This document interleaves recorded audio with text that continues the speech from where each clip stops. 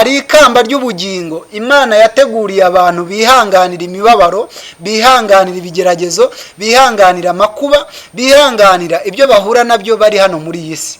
Imana ikugirire neza. Umuntu ashobora kuba ari aho ngaho ari umukristo rwose yarahamagawe n'Imana, ari umugaragu w'Imana, ari umukozi w'Imana, ari umwana w'Imana, Imana ikwemera, ariko ntibikubuze kubana n'igishakwe runaka. Ku rundi ruhande hari intambara uri kurwana, hari ibibazo uri guhura nabyo, hari imibabaro uri kurwana nayo mu buryo bw'umwuka.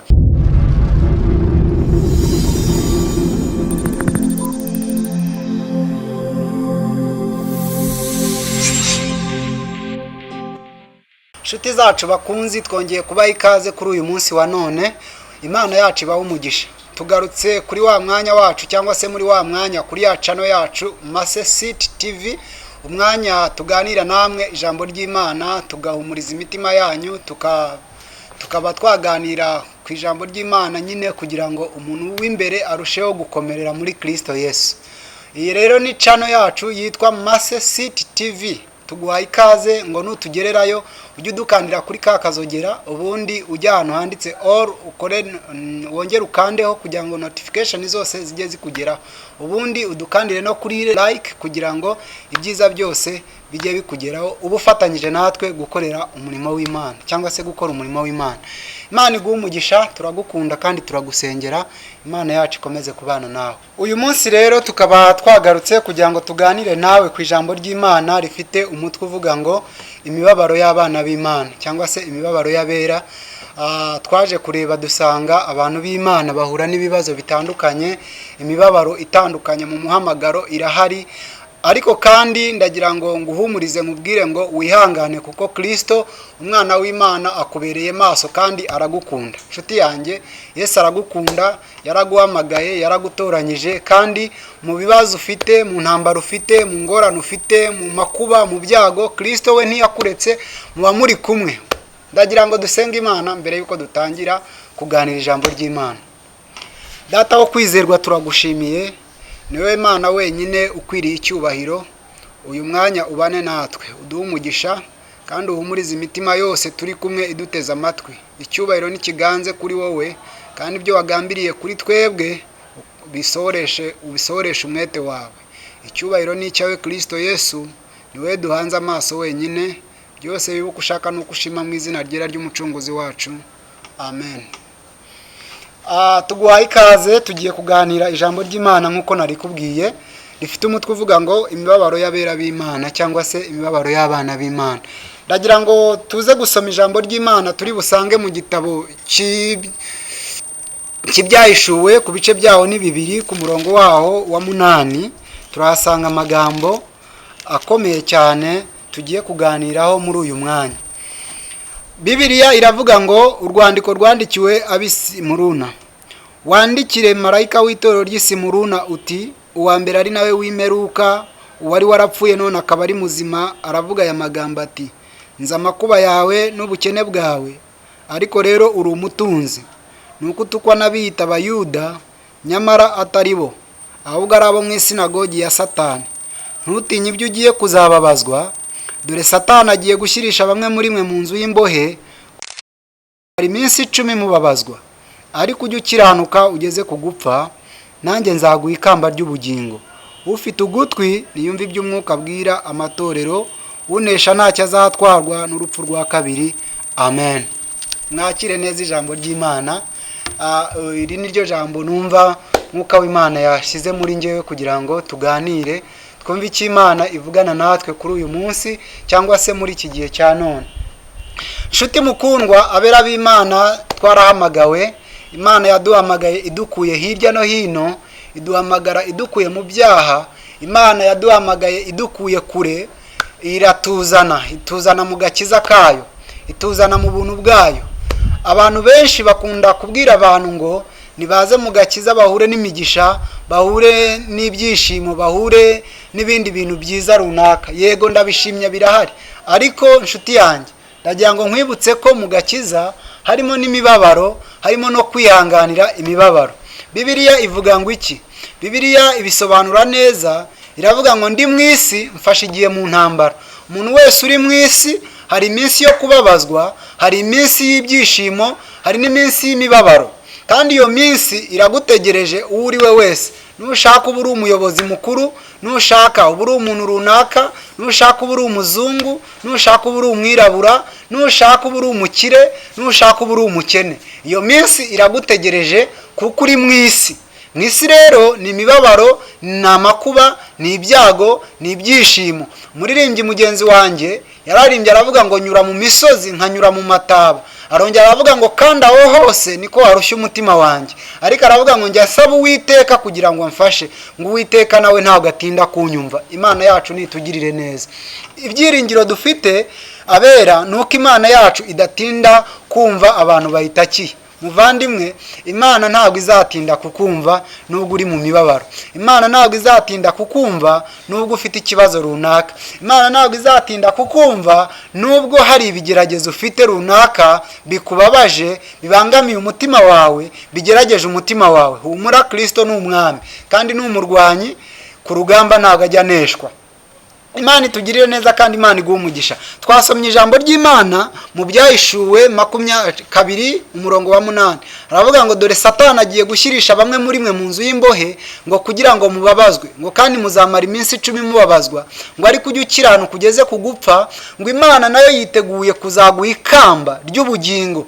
Haleluya! Imana yacu nitugirire neza. Hari ikamba ry'ubugingo Imana yateguriye abantu bihanganira imibabaro, bihanganira ibigeragezo, bihanganira amakuba, bihanganira ibyo bahura nabyo bari hano muri iyi si. Imana ikugirire neza. Iryo ni ryo nkwifurije nawe kuzambara kuri uriya munsi Data wo mu ijuru azahemba abakozi be cyangwa se abana b'Imana. Hari ibihembo Imana izaha abana b'Imana bihanganiye imibabaro. Tunyura mu isi, tunyura mu mibabaro, tunyura mu bibaya, tunyura mu makuba. Ibyo byose bikababaza imitima yacu. Urugero naguha, umuntu ashobora kuba ari aho ngaho ari umukristo, rwose yarahamagawe n'Imana, ari umugaragu w'Imana, ari umukozi w'Imana, ari umwana w'Imana, Imana ikwemera, ariko ntibikubuze kubana n'igishakwe runaka. Ku rundi ruhande hari intambara uri kurwana, hari ibibazo uri guhura nabyo, hari imibabaro uri kurwana nayo mu buryo bw'umwuka. Kubera iki? Kubera ko ni ibyanditswe biri kugusohoraho. Kubera iki? Ni amakuba y'iyi si. Kubera iki? Ni intambara zo muri iyi si. Komera wihangane, shikama ukomere. Yesu Kristo waguhamagaye ni umwami, aranesha. Ejo nagize amahirwe yo kwakira telefoni, irampamagara irambwira ngo dufite ishimwe yuko Imana yakoze ibikomeye. Nyuma y'imyaka 16 tutabyara, Imana yaduhaye umwana. Dufite ishimwe rikomeye yuko Imana yakoze ibikomeye muri twebwe. Uwo muntu numvishe amfashije, numva agize ikintu arema muri njyewe. Urumva imyaka 16 umuntu yarashatse ariko atarabyara, ni igikomere gikomeye cyane, ni ikibazo gikomeye mu rugo. Ariko mu kwizera Imana yo hari ibyiza iba yaraguteganyirije hirya. Numva muri iyo myaka 16 ngo n'amezi yambwiye arengaho, Imana yabahaye umwana mwiza w'umukobwa, barahishima. Rero nawe ushobora kuba umaze umwaka utarabona umwana, komera wihangane. Imana yahaye uriya mwene data urubyaro, nawe irahari kandi izakuneshereza. Ushobora kuba ubana n'igishakwe cy'uburwayi cyarakugoye, ariko komera wihangane. Imana yahaye uriya mwene data urubyaro, nawe izaruguha, nawe izagukiza. Undi muntu mu minsi yashize wambwiye, wari umaze imyaka myinshi cyane ngo yararwaye kanseri. Kwa muganga baramubwiye bati rwose genda utegereze Imana. Ariko nyuma y'imyaka mikeya Imana iza kumukiza. Afite ishimwe nawe, ari gushimira Imana, avuga ko Imana igira neza. Imana rero niyo kwizerwa mu mibabaro yacu, mu bibazo byacu. Imana niyo kwizerwa, Imana ishimwe. Imana yo ntikiranirwa ngo yibagirwe imirimo y'abera. Nshuti yanjye, nimba ukorera Imana, komeza ukiranuke, komeza ube hafi y'Imana, komeza winginga Imana, komeza wizere Imana, komeza ugendere mu byizerwa, komeza ube mu rugo rw'Imana. Umuririmbyi yaravuze ngo mu rugo rw'Imana ngo ajya arunyereka, ngo kandi ruhora runyegereye. Nshuti yanjye, nturujye kure, gendera mu rugo rw'Imana, ube hafi y'Imana. Imana izakwereka agakiza kayo no gukiranuka kwayo, ko ari Imana yo kwizerwa. Dawidi hari imirimo Imana yamukoreye. Igihe yamaze ari mu ishyamba, aragiye inka, aragiye intama, za se, ariko Imana iza kumukurayo ikoresheje imbaraga zayo zitangaje, iramuzamura imujyana ibwami. Ntabwo Dawidi yigeze yibagirwa, ahubwo Dawidi ari muri ibyo bihe yajyaga yibuka imirimo y'Imana, igihe Imana yamurwaniriraga, akarwana n'idubu akayitanyagura, akarwana n'intare akayitanyagura. Iyo yose ni imirimo y'Imana, Imana yakoreraga Dawidi. Nshuti yanjye, nimba wizera Imana, komeza uyizere, kuko Imana yo ntikiranirwa ngo yibagirwe imirimo. Ibyo warwanye nabyo, Imana ikubereye maso. Ibyo wanyuzemo byose, Imana ikubereye maso. Imana yacu niyo kwizerwa.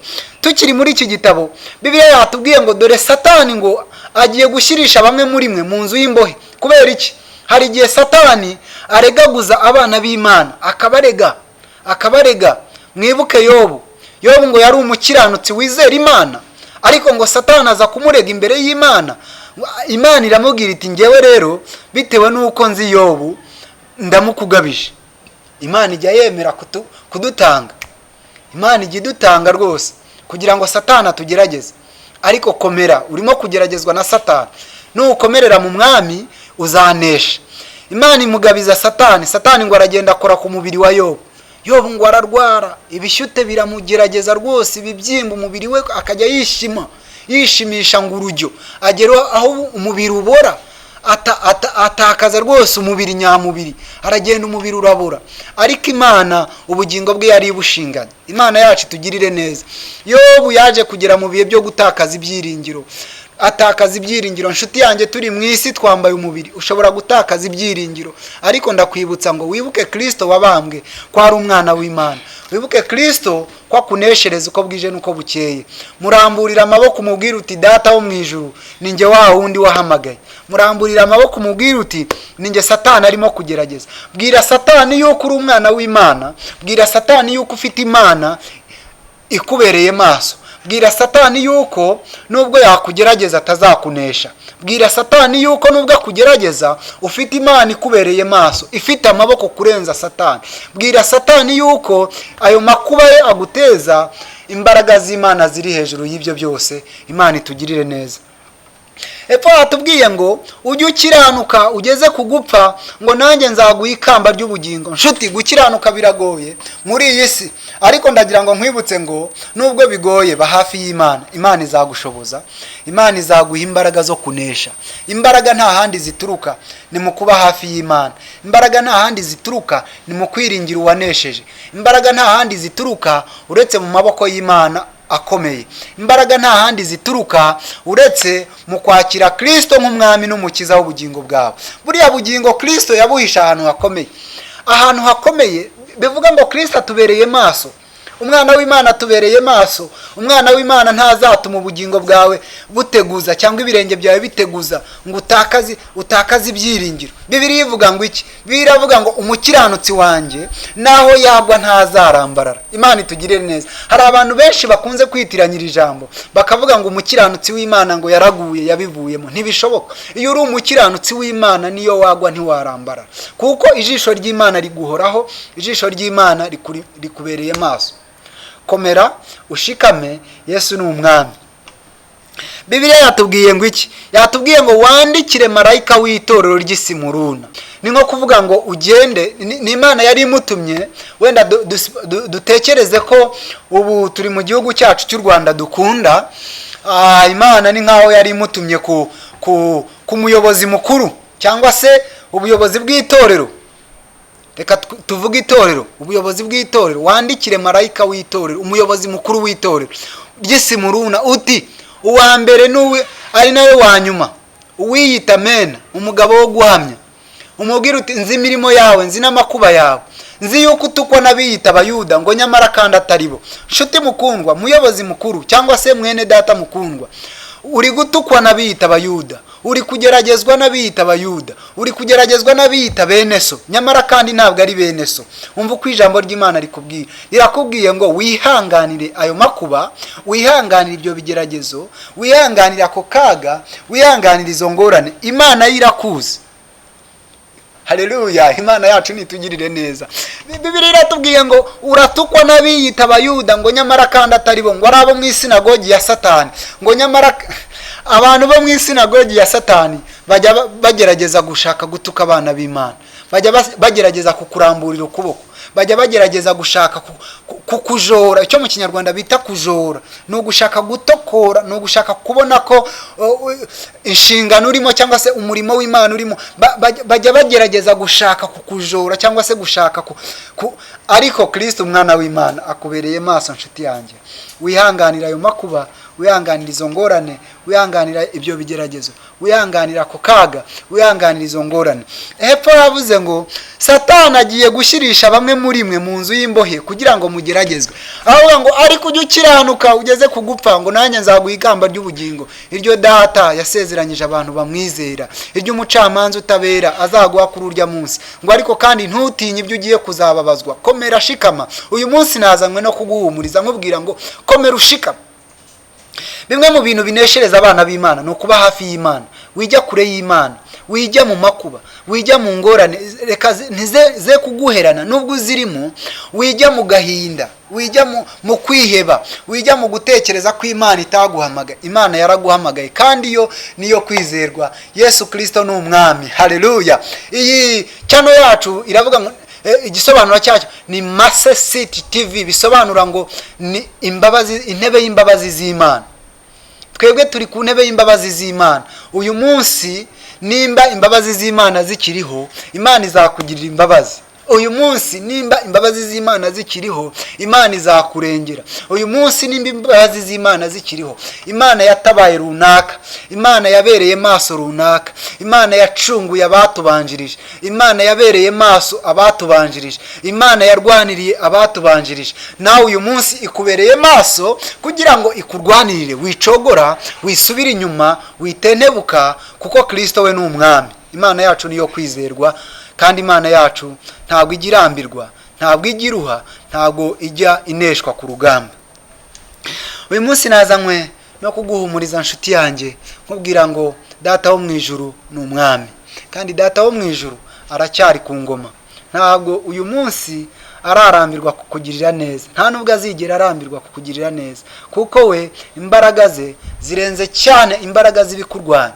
Imbaraga ze zibasha guturisha amazi, zibasha guturisha inyanja. Ndibuka igihe kimwe umugaragu w'Imana witwa Petero ngo agenda hejuru y'amazi, ngo yaje kugabanyukirwa no kwizera, aragenda aratebera, ariko imbaraga z'Imana aramanuka asa nk'utebera muri y'amazi. Kubera iki? Kwizera kwari kumugabanyukiwe. Ariko wowe gira kwizera, gira gukomera mu mwami, kugira ngo ibi bigerageza urimo, aya makuba urimo, atagucogoza mu rugendo, utarigita, mbese utinjira mu isi, udatebera, utaba uw'isi. Kandi twebwe turi abana b'Imana, turi ab'ijuru. Ndagira ngo nkwibutse ngo turi ab'ijuru, kandi ijuru tujyamo tugomba gusa n'ijuru tujyamo, tugomba gusa n'iwacu. Umuririmbyi yaravuze ngo nshuti wicogora, kuko ab'iwacu baradutegereje. Nimba badutegereje rero, ndagira ngo ngukomeze ngo bamaso, kuko igihe cyo gutaha iwacu kiratwegereye kurusha igihe twizereye. Igihe cyo, mbese ni igihe cyo kwinjira mu masezerano yawe, cyangwa se cyo kumva ko Uwiteka agutabaye, kirakwegereye kurusha igihe wizereye Imana. Imana yacu nitugirire neza. Ntago nasoza ntakwibukije iri jambo ryatubwiye ngo ntutinye ibyo ugiye kuzababazwa. Dore Satani agiye gushyirisha bamwe muri mwe mu nzu y'imbohe kugira ngo mugeragezwe. Muzamara iminsi 10 mubabazwa, ariko uzajya ukiranuka ugeze ku gupfa, nanjye nzaguha ikamba ry'ubugingo. Nanjye nzaguha ikamba ry'ubugingo. Ufite ugutwi niyumve iby'umwuka abwira amatorero. Nimba ufite ugutwi kumva uyu munsi ukaba ukiri muzima mu mwuka, ndagira ngo nkubwire ngo umva icyo umwami Imana ari kuvugana nawe anyuze mu ijwi rya Joel. Umva icyo umwami Imana ari kuvugana nawe anyuze mu butumwa bwiza uri kugezwaho nanjye. Nimba ugifite inzira z'igisiyoni muri wowe, nagira ngo nkwibutse ngo ube maso, kuko igihe cyo gutabarwa kwawe cyageze. Ibikurwanya simbizi, ntago nza amakuba ufite, ariko muvandimwe nagira ngo nkwibutse ngo Data wo mu ijuru ni umwami, kandi aratabara. Ntago yigeze arambirwa, nta nubwo yigeze akureka kuko igihe cyawe cyo gutabarwa ndabona kikwegereye, ndabona kiri imbere yawe. Igihe cyo gutabarwa kwawe ndabona kikwegereye cyane kurusha uburyo wowe ubitekereza. Igihe cyawe cyo gutabarwa ndabona kiri hafi yawe cyane. Wicogora, dore umwami Imana azanye ingororano, kandi imbere yawe hari ingororano zirimo kuza zigusatira. Bamaso, habwa umugisha kandi wegera Imana. Wirinde kujya kure y'Imana, wirinde guheranwa n'agahinda n'amakuba n'ibyago, kuko ingororano yawe ije igusatiriye. Imana yacu ni iguha umugisha, kandi Imana yacu ni ikugirire neza. Bibiliya ivuga ngo iki? Imana yabwiye umugaragu wayo Gideyoni, iramubwira ngo genda uko imbaraga zawe zingana Gideyoni. Ndagira ngo nkwibutse ngo genda uko imbaraga zawe zingana, kuko Kristo umwami wawe waguhamagaye wari maso kugira ngo akugirire neza, aguhe ibikwiriye urugendo urimo. Data wo mu ijuru yateguye ibikwiriye kuri wowe muri urwo rugendo. Biriya rero ubona bitarasohora, nuko igihe cyawe kiri imbere yawe. Humura, ugiye kugera mu masezerano, kuko Data wo mu ijuru we yaguteguriye ibikwiriye byose mu rugendo rwawe. Wirambirwa, wicogora kandi wisubira inyuma, kandi Yesu ni umwami ku bugingo bwawe. Imana yacu niduhana umugisha. Dusenga, ndagira ngo twegere umwanya wo gusoza. Dusenga, ndakwibutsa ko Imana ni urukundo, kandi Imana ni inshuti nziza, kandi ndakwibutsa ko urukundo rw'Imana ni rurerure. Ntabwo Imana warugereranya n'urukundo rw'abantu. Abantu bakureka, abantu babona uri mu bibazo bakakuvaho, abantu banaguhunga cyane rwose bakakwitaza, bakavuga bati genda urwane nabyo, banakwihakana rwose bakakubwira ko batakuzi. Ariko Kristo umwami utabara abera ntago yigeze akureka, nta nubwo azakureka. Komera rero ushikame. Ibyiringiro byacu ndagira ngo nkubwire ngo biri hafi. Ibyiringiro byawe biri hafi, ibyiringiro byawe biri kuri wowe. Ibyiringiro byawe nibibe ku Mana, ibyiringiro byawe nubibemo kandi ubyiringire. Koko ndagira ngo nguhe inama nziza. Ndagira ngo nkwibutse ko Yesu yigeze ahamagara uwitwa Aburahamu. Aramubwira ngo Aburahamu we, wimuke uve kwa so Tera, ugende ujya aho nzakwereka. Mu mihamagaro y'abantu b'Imana dukwiriye gusiga. Hari iby'Imana yaduhamagayemo, dukwiriye gusiga. Dukwiriye kuva mu bya bene wacu, dukwiriye gusiga ibyo dutekereza, tukagenda twitabye umuhamagaro w'Imana. Aburahamu ngo yarahagurutse aragenda atazi naho yerekeje. Kubera iki? Yari yahamagawe. Ese warahamagawe? Ese wizera udashidikanya ko uri mu byiringirwa ko Imana yaguhamagaye? Ese nimba wizera ibyo, komera ushikame, kuko Data waguhamagaye n'uwo kwizerwa, kandi aha kujyana agufitiye amasezerano. Aha kujyana ntazagutenguha, aha kujyana ntazakureka, aha kujyana ni mu byiringiro by'abera, aha kujyana ni mu mugisha. Aburahamu ngo yarahagurutse aragenda ngo agenda yerekeje mu gihugu Uwiteka yaramuhamagayemo. Asiga inzu ya se, asiga ibikorwa bye, aragenda. Ariko hirya yaho Imana yamuhaye umugisha. Imana itugirire neza. Shatse kuvuga iki? Shatse kuvuga aho Imana yamubwiye ngo rarama urebe hejuru, ngo arararama ngo arebe inyenyeri. Aramubwira ngo uko utabasha kubara umubare w'inyenyeri, ngo niko n'urubyaro rwawe ruzangana. Nshuti yanjye, ushobora kuba ufite ibigeragezo runaka, ushobora kuba ufite ibibazo runaka, ariko nurarama ukareba mu ijuru, uko uko inyenyeri utabasha kuzibara, uko utabasha kubara umubare w'inyenyeri, niko n'umugisha wawe uzaba ungana. Nakugiraga inama, nanjye nyigira nkubwira ngo komera ushikame, kandi Yesu ni umwami utabara. Yesu ni umugaba w'ingabo. Yesu ingabo ahagurukije zije kukurwanirira ziruta cyane ingabo zirimo kukurwanya, ziruta cyane ingabo zikugose, ziruta cyane amakuru wumva hirya no hino, ziruta cyane ibibazo bikugose, ziruta cyane amakuba n'ibyago ubona bigusatira. Ingabo z'umwami Imana, nagira ngo nkubwire ngo ziruta cyane biriya byose ubona bikuzengurutse. Ushobora kuba ufite ibibazo by'uruhuri hirya no hino, mu byo ukora byose ukabona nta makuba, mu bucuruzi warahombye, mu gusenga kwawe urabona utumvirwa, mu bibazo, mu bintu runaka, mbese byose bikuzengurutse. Ariko Data wo mu ijuru ni ingabo igukingira iburyo n'ibumoso. Reka dusenge. reka dusenge. Naguhumurizaga nkubwira ngo data wo mu ijuru ni intwari ku rugamba. Naguhumurizaga nkubwira ngo ntabwo ajya arambirwa, ntabwo ajya acogora kurwanirira abera, kandi Kristo waguhamagaye ni umugaba mukuru w'ingabo, kandi uriya mugaba ingabo yagabye ntabwo zineshwa. Ushobora kurwana ukabona ugiye kugwa ku rugamba, ariko komera, urwo rugamba urwana rufite uwarugabye, we ni umurwanyi kandi ntabwo ajya acogora, nta nubwo ajya aneshwa. Reka dusenge. Data mu izina rya Yesu turagushimiye, uri uwo kwizerwa, uri uwo kwiringirwa ibihe byose. Uyu munsi twasengaga tuvuga ngo uneshereze abera bawe. Uyu munsi twasengaga tuvuga ngo izina ryawe ni ryo kwizerwa. Uyu munsi twasengaga duhumuriza inshuti zacu, abavandimwe bacu, abera bawe, tubabwira ngo nimukomere kuko data wo mu ijuru ari uwo kwizerwa. Niwakira isengesho ryacu, nubahumurize, nubaha umugisha, nubagotesha amababa yawe, nubagotesha uburinzi bwawe bukomeye. Izina ry'Imana ya Isirayeli ribashyire hejuru kandi ribarwanirire. Uri uwo kwizerwa ibihe byose kandi uri uwo kwiringirwa mu izina ryawe ryera rikomeye. Amen, amen.